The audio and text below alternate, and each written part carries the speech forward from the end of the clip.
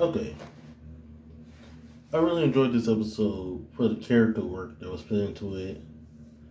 The music choices and the dialogue was just fantastic.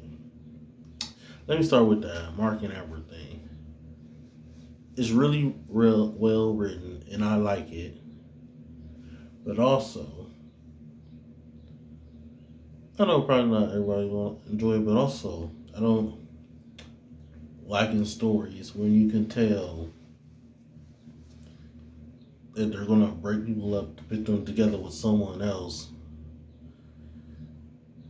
that they don't even really have a relationship with. They get along, so automatically people are like, well, yeah, then they should be in a relationship.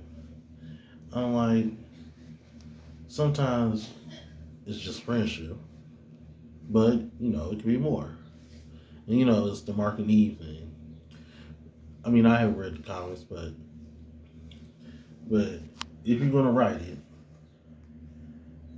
I also don't like when we know what the end game is, and then you basically have us looking at this relationship that's currently going on for no reason, unless you make sure that the character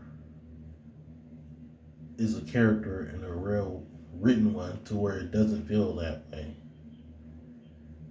And I like Amber, and I like the conversation her and Mark had, and also the conversations they had with like Eve and whatnot, and how it connected, and how some relationships really be like that. But also enjoyed the uh, Rex character this episode, just like last episode. Like just like he said, he got shot in the head and took that for him to realize how crappy he's been, especially to the people he's dated, and that it shouldn't have taken this for him to realize that. He still got his attitude, but he sees the picture now. I kind of felt like they was going to have him and Eve get back together, until like she was talking with Amber and talking about their relationship and how it went. But still, it was a fantastic episode. But also enjoyed that. Didn't see that shrink ray was going to be allowed. I thought it might be possible. Saw something that said the character just straight up dies from the comic, but they changing it. And I know they plan on changing things because I like saw an interview with the writer and he was talking like Corey, what was it? I forget. But basically about how because he can look back at the comics for the show, he can make some changes to make it better than what it was then.